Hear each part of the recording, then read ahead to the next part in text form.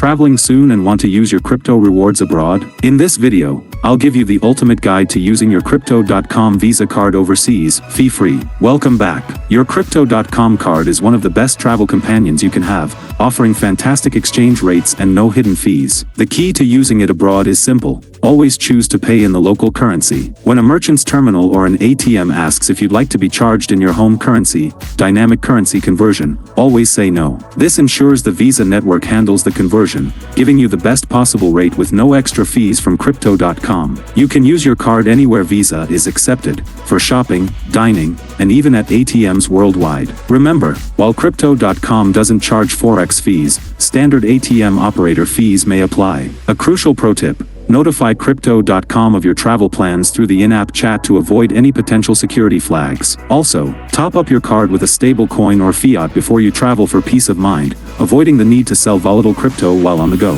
You are now a pro at using your crypto card globally. Enjoy the incredible convenience and keep earning cashback no matter where you are in the world. This concludes our deep dive into the card features. What platform feature should we explore next? Let me know in the comments below. Thanks for watching.